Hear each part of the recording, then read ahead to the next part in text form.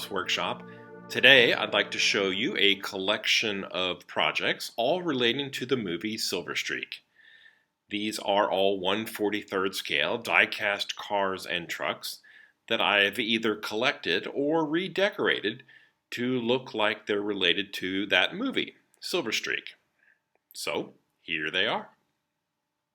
Silver Streak came out in 1976.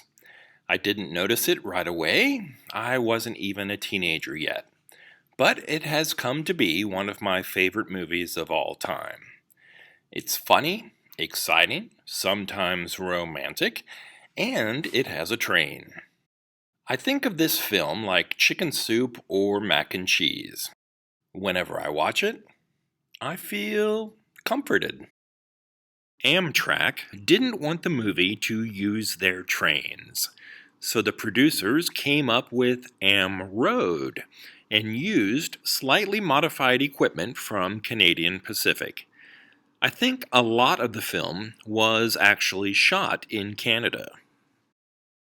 If AMROAD were a real rail line, chances are pretty good that there would also be trucks that bear the name and the logo. The eBay ad that you just saw is from the summer of 2025, so these are still available and still pretty cheap. What appealed to me most, though, were the large, flat, and relatively smooth sides of the 1/43rd scale box truck. Each side is basically a blank canvas. And with a computer, a printer, and inkjet decal paper, you can transform one of these in just a few hours. There have been quite a few other items that I've redecorated for the movie, including a matching set of F7s, a Williams FP45, some freight cars, and even a caboose. So I've had the AMROAD logo created for a while. Now I'll just resize it and add a few more graphics before printing it onto decal paper and then sealing those decals with a glossy clear coat.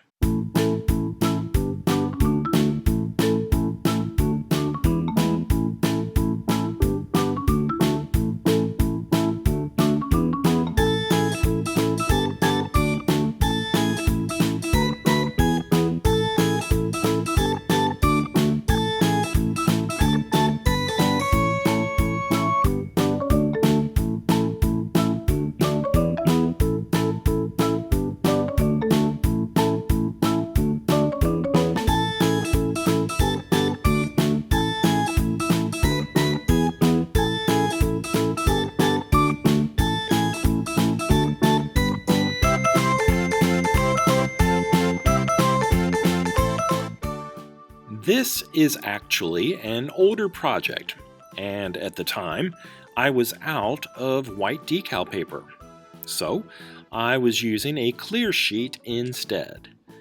The clear inkjet decals really only work when used over a white surface. Otherwise, the colors either won't look right or not show up at all if they're on a darker background. But in this case, I think it turned out pretty nicely.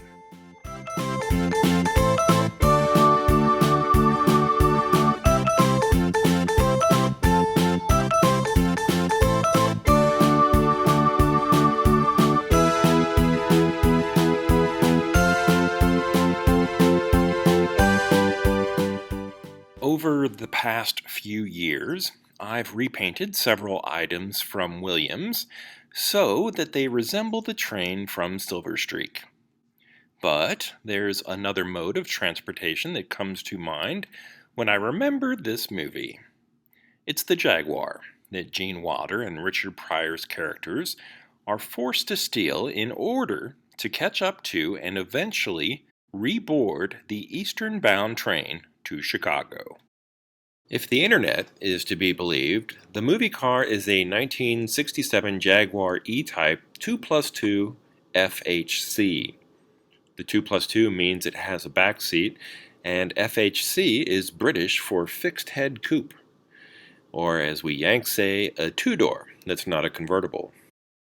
With the help of this car, George Caldwell and Grover T. Muldoon make it to Kansas City and eventually save the day. There are many other E-types in this scale, but I think the one that I found is closer in color to the movie car than this model in deep burgundy, or, as the seller calls it, Bordeaux. Here's the one that I ended up buying. Call me weird, but I always get a thrill when I buy something from Europe. If I were being more practical, I wouldn't get as excited because the shipping charge is so high. After converting from British pounds, my total was about $24.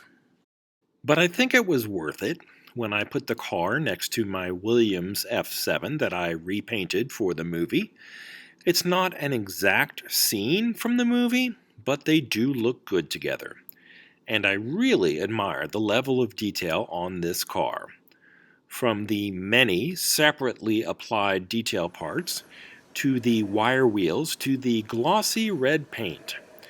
It's definitely worth $24.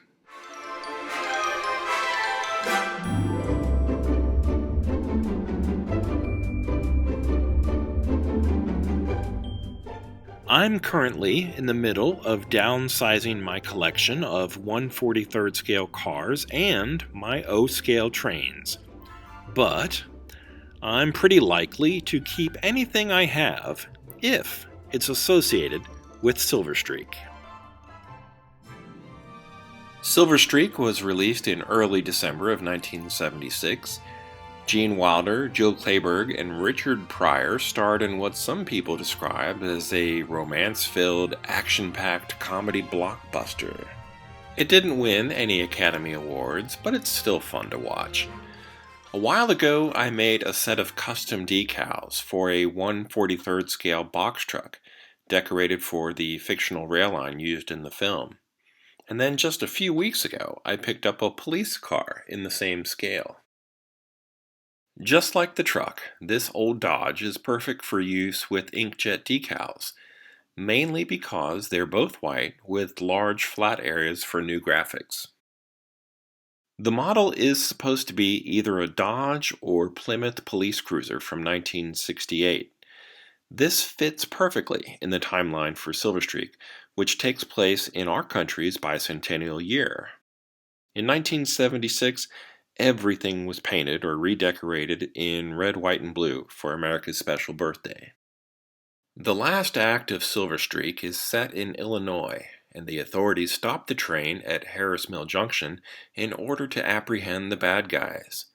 In these scenes, you can see many Illinois State Police cars. In the movie, they used Chevrolet Impalas, but my older Dodge or Plymouth could also fill the same role. I took some measurements and made a little sketch before heading to my MacBook where I used Pages to design the decals. Once the state police emblem was assembled, the rest of the graphics are pretty much just straight lines and text. After printing onto the special decal paper, I sealed them with a glossy clear coat spray. A few hours later, I can cut them and apply to the car pretty much like any other decal.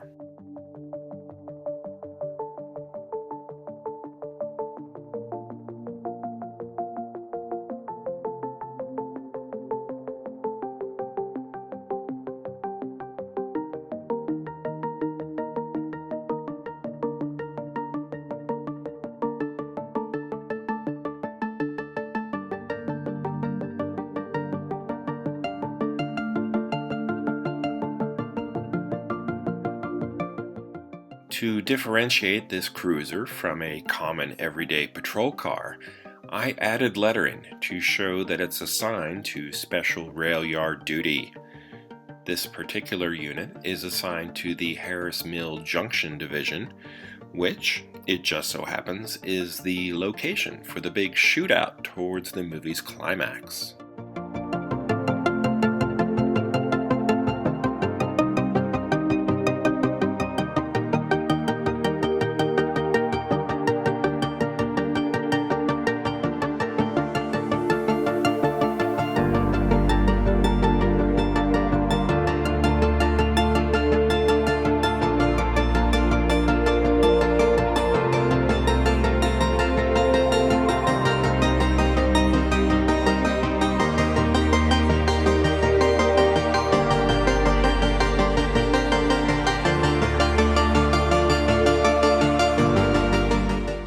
The stripes on the sides are left a little long, and I'll trim them later after they're just a bit drier. The front and end of the car, as well as the wheel wells, will be easier to deal with when the decals are not so soft. So, at the end of the movie, you have police cars and helicopters chasing after the speeding train as it rushes headlong into downtown Chicago. I've got the locomotives, a passenger car. I recently added a Jaguar to my Silver Streak collection, and now I have an Illinois State Police car rounding out the lineup. It might be nice to recreate a scene from the movie since I have so many of the main characters, but right now, my layout is going with a Disney theme. But I can see maybe changing the lower level someday into something related to Silver Streak.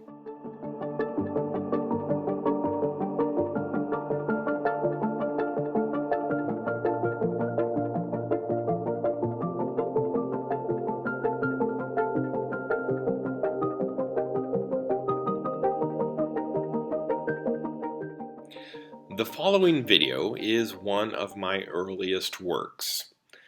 I apologize in advance for the boring way in which I speak, but it is almost 5 years old at this point.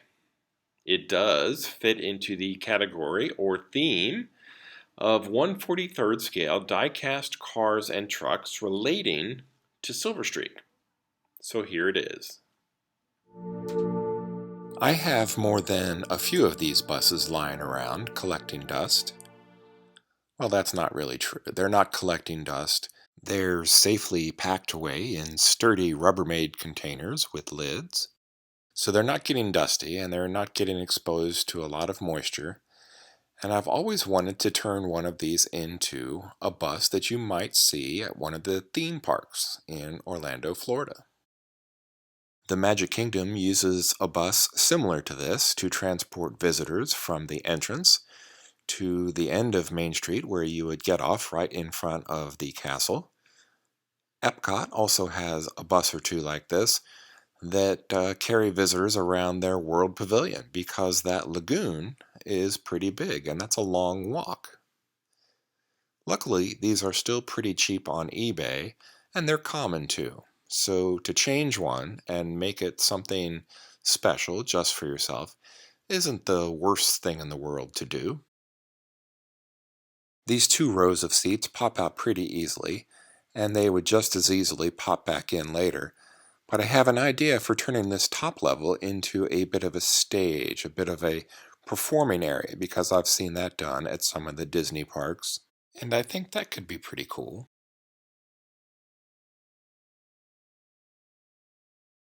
The graphics on the second level are a mixture of stickers and painted lettering, and this can of paint very closely matches the body of the bus. It's a nice deep red or a burgundy. So once I remove the graphics on that top level, I think I'll probably need to paint over this entire area. And that red color from Rust-Oleum should work nicely.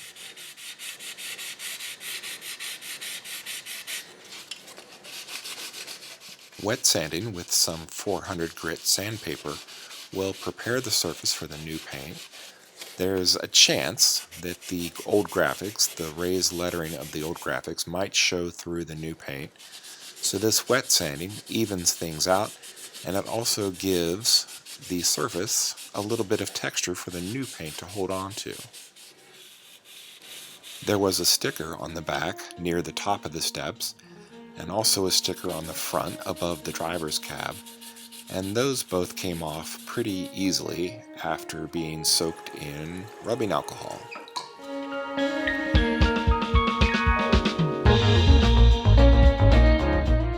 I'd like to leave the lower part of the bus undisturbed for now. I might do something with that later on, but for this video I'm just focusing on the upper level. The yellowish tape is from Tamiya, and the blue tape is just a common Scotch painter's tape that is supposed to be a little bit lower adhesive than their regular masking tape. With the bottom part all masked off and the upper parts sanded smooth where they need to be, it's about time to take it outside and see how closely that new color matches the old.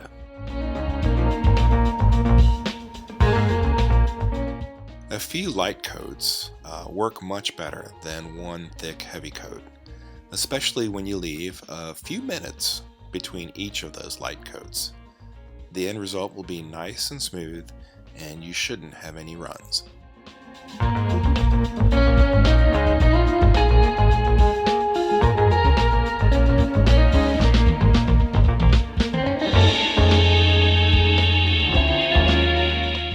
The upper level is finished, and it's a very close match to the burgundy below, but it doesn't need to be perfect because luckily there's the band of white windows separating the two colors. And once decals are added to the top level, the casual viewer will never even notice that the reds are just a shade off from one another.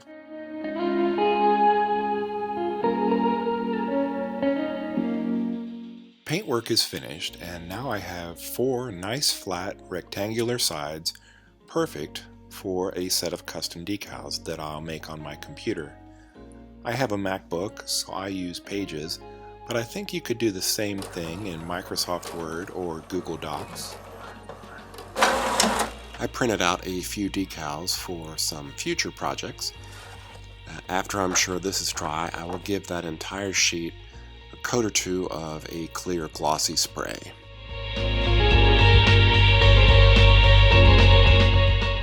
From here on out, it's a pretty simple process of applying the decals to the bus. They just need to soak in water for maybe a minute, and then they're ready to slide off the paper backing and onto the side of the bus. It would be nice if Walmart sold an inkjet printer that had a white ink cartridge, and then I could use the clear background decal paper. But until then, I will be using mostly the decal paper that has a solid white background.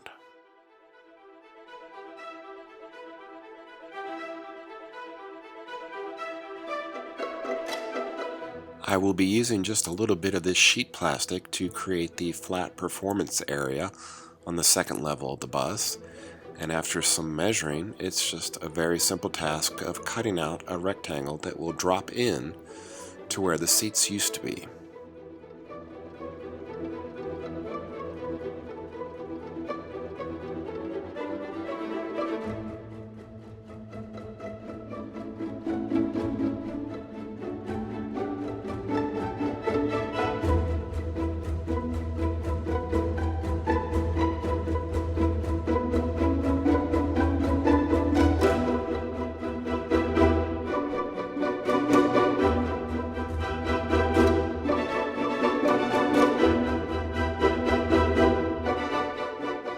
This project is pretty much finished, and right now I have the option of having the second level with some seats in it, or I can remove those and replace it with this flat piece of plastic and transform the bus into a little bit of a stage, a performing area for characters inside the theme park.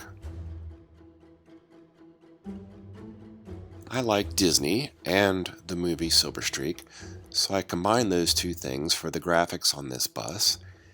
And down the road, I am transforming my train layout into a theme park. And I'm going to have part of my tracks featuring the Silver Streak model trains that I've transformed, and also a castle for the Magic Kingdom. And this bus combines those two things pretty nicely, I think. So until next time, this has been Bob's Workshop. Thank you for watching, and take care.